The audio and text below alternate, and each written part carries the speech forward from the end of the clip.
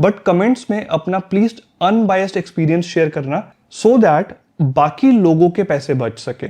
3 aspect में मेरे को ये फोन डिसअपॉइंट करता है। गाइस, इससे पहले मैं फोन का रिव्यू स्टार्ट करूं, मैं स्टार्ट करना चाहता हूं इस वीडियो को एक एग्जांपल के साथ, उसके बाद आप मेरी बात से रिलेट कर पाओगे।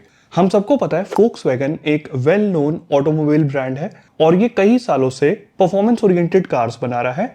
इनके ऑलमोस्ट सभी कार्स के अंदर टर्बो चार्ज्ड पेट्रोल इंजन आता है और इनमें परफॉर्मेंस अच्छी देखने को मिलती है। उस परफॉर्मेंस के साथ साथ स्टीयरिंग फीडबैक कैसा होना चाहिए और सस्पेंशन को कैसे ट्यून करना है, ये Volkswagen को बहुत अच्छे से पता है। इनको देखा देखी और भी ब्रांड्स हैं जो इनकी कॉपी करने की कोशिश करते हैं। मैं ब्रांड्स का नाम नहीं लूंगा, बट लगे रहते हैं वो। मान लो कल को उठ के Xiaomi बोले हमें भी परफॉर्मेंस ओरिएंटेड कार्स बनानी है, हम भी अपनी कार्स में टर्बो चार्ज्ड पेट्रोल इंजन देंगे, और वो दे भी देते हैं। बट क्या वो Volkswagen की तरह सस्पेंशन को अच्छे से ट्यून कर पाएंगे, अच्छा स्टीयरिंग फीडबैक दे पाएंगे, ऑटोमेटिक गियर बॉक्स को प्रॉपर्ली ट्यून कर पाएंगे? वेल, ये बहुत सारे सवाल मन में आते हैं और यहाँ पे आती है कि ब्रांड की रिलायबिलिटी कैसी है। Volkswagen ने एक अच्छी कार बना दी, इसका ये मतलब नहीं है कि वो जो अपनी नेक्स्ट कार बनाएगा उसमें बिल्कुल ही बेड़ा गर्क हो जाएगा। वो अपनी इमेज को मेंटेन रखते हैं और अपने पूरे पोर्टफोलियो को अच्छे से मेंटेन करके चलते हैं। ऐसा ही कुछ मैंने एक्सपीरियंस करा कुछ टाइम पहले Oppo Find X8 के साथ। मैंने ये फोन बहुत ज्यादा आपको रेकमेंड भी करा, बिकॉज जब मैंने इस फोन को टेस्ट किया था तो मैं सीरियसली काफी इंप्रेस था इस फोन से।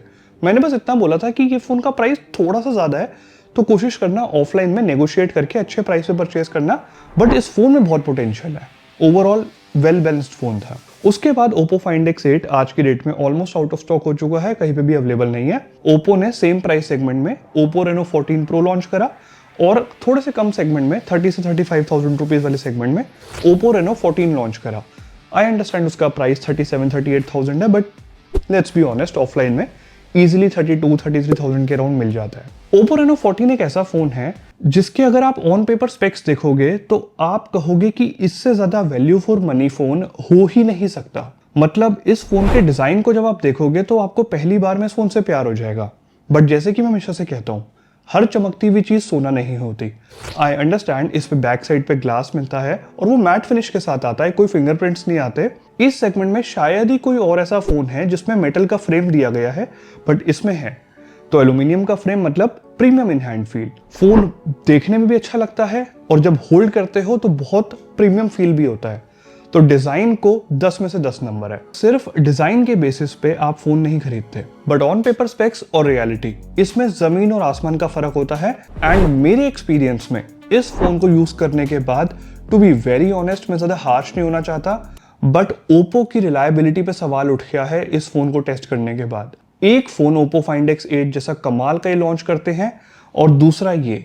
मेरी कोशिश होती है जो चीज जैसी है वो चीज मैं आपको वैसी ही बता दूं, बिना ज्यादा शुगर कोट करे। रिटर्न में एक्सपेक्ट करता हूं कि यार आप सब्सक्राइब करके सपोर्ट कर दोगे। Oppo Reno 14 में ऑन पेपर देखे तो एक बढ़िया 50 मेगापिक्सल का टेलीफोटो लेंस है जो 3.5x ऑप्टिकल जूम तक जाता है। इसके अंदर जो प्रोसेसर है वो Antutu स्कोर ऑलमोस्ट 14 लाख के निकाल के देता है। OLED डिस्प्ले है 120 हर्ट्ज रिफ्रेश रेट के साथ। इसमें 6000 mAh की बैटरी है। आई नो जो स्टोरेज है वो UFS 4.0 नहीं है, बट UFS 3.1 दी गई है, जो ठीक है।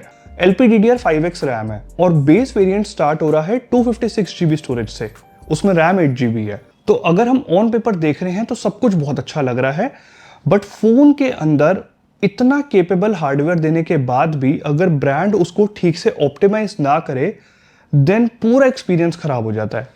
अगर कोई फर्स्ट टाइम यूजर है और वो ज्यादा टेक की नॉलेज नहीं रखता, जब आप इस फोन को फर्स्ट टाइम सेटअप करते हो तब आप नोटिस करोगे कि 25 से 30 तो ब्लोटवेयर इस फोन में दिए गए हैं। इसमें हॉट ऐप हॉट गेम्स हैं जो आई नो OnePlus में भी आता है। मैंने आपको Nord 5 बहुत रेकमेंड करा है, but hot apps hot games को आप डिसेबल कर सकते हो। एक चीज जो OnePlus में नहीं आती और वो Oppo Reno 14 में मैंने नोटिस करी है कि Oppo Reno 14 में फालतू के सजेशंस और रिकमेंडेशंस बहुत ज्यादा देखने को मिल रहे हैं। ग्लोबल सर्च के टाइम पे भी ये रिकमेंडेशंस देता है। फाइल मैनेजर में जो फोल्डर्स हैं वहां पे भी बॉटम साइड पे कुछ ना कुछ एड्स आ रही होती हैं, और इस सब को ना प्रॉपरली आपको डिसेबल करना पड़ेगा, तब जाके आपको एक अच्छा एक्सपीरियंस मिलेगा। ब्लोटवेयर को इंस्टॉल करना बहुत ईजी है, बट मुझे नहीं पता किस तरीके के कंज्यूमर आप हो। चलो मैं मानता हूँ कि आप ये सब कर भी लोगे, डे टू डे टास्क ये फ़ोन इजीली हैंडल करता है। मैं ये नहीं कहूँगा कि प्रोसेसर केपेबल नहीं है या कुछ ऐसा ना, बिल्कुल स्मूथली आप इंस्टाग्राम, व्हाट्सएप जैसी सोशल मीडिया कोई ऐप्स यूज़ कर लो, कुछ भी इस फ़ोन में कर लो, यूट्यूब वीडियोस देख लो, HDR10 का सपोर्ट दिया गया है यूट्यूब पे भी, नेटफ्लिक्स पे भी, कंटेंट वॉचिंग के लिए भी डिस्प्ले बहुत अच्छी है। बस डिस्प्ले में अगर एक कमी मैंने नोटिस करी, इसमें जो ब्राइटनेस है, HBM ब्राइटनेस वो 1200 नेट्स की है। कंपटीशन से कंपेयर करूँ, इस सेगमेंट के जो बाकी फ़ोन्स हैं वो आउटडोर में जब आप डायरेक्ट सनलाइट में यूज़ करते हैं तो ज़्यादा ब्राइट फील होते हैं। इसकी ब्राइटनेस वैसे ठीक है बट डायरेक्ट सनलाइट में थोड़ी कम फील होती है। अपार्ट फ्रॉम दैट डिस्प्ले को लेके मैं ज़्यादा कंप्लेन नहीं करूँगा। मैं कंप्लेन करूँगा इस फ़ोन को टारगेट कैसे किया गया है। इसको टारगेट किया गया है कैमरा सेंट्रिक ऑडियंस के लिए। 30 से 35,000 या 40,000 रुपीज़ के सेगमेंट में ब्रांड्स अलग अलग तरीके के फ़ोन्स लॉन्च करता है। कुछ गेमिंग सेंट्रिक होते हैं, कुछ गेमिंग प्लस कैमरा सेंट्रिक होते हैं और कुछ सिर्फ कैमरा सेंट्रिक होते हैं। यहाँ पे प्रोसेसर ऐसा दिया है कि लोगों को लगेगा यार ये तो अच्छी गेमिंग भी करा देगा। यहाँ पे टेलीफोटो लेंस ऐसा दे दिया है जिसको देख के लगेगा यार ये तो पोर्ट्रेट शॉट्स भी बहुत बढ़िया ले लेगा। बट दोनों ही एस्पेक्ट्स में ये फ़ोन सिर्फ और सिर्फ डिसअपॉइंट करता है। कैमरा पे बाद में आऊँगा, पहले गेमिंग पे आता हूँ। 5 से 7 मिनट गेंशिन इम्पैक्ट अगर इसमें खेलोगे तो जो फ्रेम रेट्स हैं वो बिल्कुल भी कंसिस्टेंट देखने को नहीं मिलता है। ये फ्रेम रेट्स मेंटेन नहीं कर पाता। 40 से 45 FPS पे लॉक हो जाते हैं और 5-7 मिनट के बाद फ़ोन बहुत ज़्यादा हीट नहीं होता बट फ़ोन बहुत ज़्यादा बैटरी ड्रेन करने लग जाता है।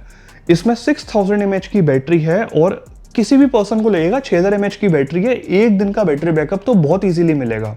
बट मतलब इस फ़ोन को अगर आप वाईफाई पे भी यूज़ कर रहे हो ना तो भी आपको इवनिंग में चार्जिंग पे लगाना पड़ेगा। और लेट्स से अगर आप ज़्यादा टाइम बाहर रहते हो, मोबाइल डेटा पे 5G पे ज़्यादा यूज़ करते हो, तो मॉर्निंग में अगर 10 बजे आपने 100% करा है तो शाम को 5 या 6 बजे दोबारा चार्जिंग पे लगाना पड़ेगा। नथिंग फ़ोन 3A Pro जिसमें 5000 mAh की बैटरी आती है, नथिंग ने इतने अच्छे से बैटरी को ऑप्टिमाइज करा है कि इजीली 5000 mAh बैटरी कैपेसिटी होने के बाद भी ये फ़ोन इजीली एक दिन का बैटरी बैकअप देता है। Oppo Reno 14 battery backup disappointing. 6000 mAh देख के हर बंदा कहेगा कि बैटरी बैकअप तो कमाल ही होगा, खरीद लेते हैं फ़ोन, बट ये डिसअपॉइंट करता है। अब बात करते हैं कैमरास की, और इसी प्राइस सेगमेंट के iQOO Neo 10 और Vivo T4 Ultra से मैंने कुछ कैमरा सैंपल्स कंपेयर भी करे, आप बेटर समझ पाओगे। लो लाइट से स्टार्ट करते हैं। देखो, पहले सैंपल शॉट में एक चीज़ आप बिल्कुल क्लियरली नोटिस कर सकते हो कि अगर मैं बाकी दोनों फ़ोन की इमेजेस से Oppo Reno 14 की इमेज को कंपेयर कर रहा हूँ तो क्लियरली Oppo Reno 14 में white balance is of, colours blown out हो रहे हैं, इमेज इतनी सॉफ्ट आई है और हेजी आई है कि डिटेल्स मिसिंग है, काफ़ी ग्रेन्स है इमेज में और नॉइस भी काफ़ी ज़्यादा है। 35,000 रुपीज़ में शायद ही कोई फ़ोन होगा जो इतनी सफिशिएंट लाइट होने के बाद भी इतना बुरा परफॉर्म करे। सेकंड इमेज में अगर देखोगे तो वहां पे भी Vivo T4 Ultra और iQOO Neo 10 काफ़ी ज़्यादा बेटर परफॉर्म करते हैं।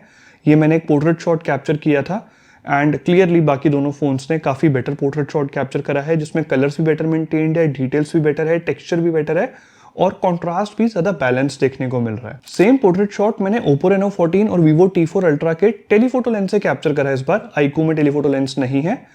अब इमेज क्वालिटी पहले से काफ़ी ज़्यादा इंप्रूव हो गई है, बट अगर कंपटीशन से मैं कंपेयर कर रहा हूँ तो Vivo T4 Ultra की इमेज में क्लियरली सब्जेक्ट फोकस और सब्जेक्ट सेपरेशन काफ़ी बेटर है कंपेयर टू Oppo Reno 14। ध्यान से नोटिस करना है सैंपल शॉट को, जूम करके भी दिखा रहा हूँ, आप क्लियरली ये चीज़ नोटिस कर पाओगे।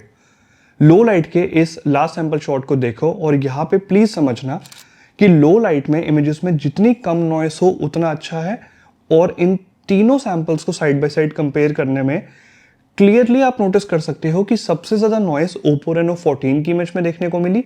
उसके बाद Vivo T4 Ultra में नॉइस कम है, बट iQOO Neo 10 की इमेज में नॉइस और भी ज़्यादा कम है। तो क्लियरली Oppo Reno 14 कोई कैमरा सेंट्रिक फ़ोन नहीं है। अगर बात करें डे लाइट की तो डे लाइट में इस फ़ोन का कैमरा डिसेंट परफॉर्म करता है, बट ट्रस्ट मी गाइस, अगर कोई 28-30 हज़ार रुपये का फ़ोन होता, अगर OnePlus Nord 5 भी मैं बात करूं तो डे लाइट में ये भी बहुत अच्छी इमेजेस कैप्चर कर लेता है, उतनी ही अच्छी इमेजेस कैप्चर कर लेता है जितनी Oppo Reno 14 करता है। तो डे लाइट के सैंपल शॉट्स जब हम साइड बाय साइड कंपेयर कर रहे हैं तो उसमें एज सच कोई मेजर डिफरेंस देखने को नहीं मिल रहा। थोड़ा सा कलर साइंस में डिफरेंस है और थोड़ा सा वाइट बैलेंस का डिफरेंस देखने को मिला। Apart from that exposure management, highlight management ठीक देखने को मिला है। हाँ, हाईलाइट मैनेजमेंट अगेन वही लो लाइट में जब इमेजेस कैप्चर करते हैं तो मैं बताना भूल गया कि थोड़ी थोड़ी लाइट्स वगैरह फ्रेम में जब होती हैं तो ओप्पो स्ट्रगल करता है एंड कुछ कुछ एरियाज ओवर एक्सपोज हो रहे होते हैं, बट डे लाइट में ओवरऑल एक्सपोजर मैनेजमेंट मेरे को ठीक लगा है। डिटेल्स भी मेरे को तीनों इमेजेस में सफिशिएंट देखने को मिली है। अगर मैं सेल्फीज की भी बात करूं तो ओप्पो रेनो 14 का जो फ्रंट कैमरा है वो काफ़ी डिसेंट सेल्फीज कैप्चर कर लेता है और उसमें ऑटो फोकस भी दिया गया है। लेकिन अगर आपको इस तरीके के फ़ोन के लिए 35,000 रुपीज़ या 33,000 रुपीज़ स्पेंड करने हैं तो आप अपने पैसे वेस्ट कर रहे हो। नथिंग फ़ोन 3A Pro चाहे डे लाइट हो चाहे लो लाइट हो इससे बेटर इमेजेस कैप्चर कर लेता है और इसका प्राइस 28,000 रुपीज़ है। सेल में नथिंग फ़ोन 3A Pro 25 से 26,000 का भी मिल जाएगा।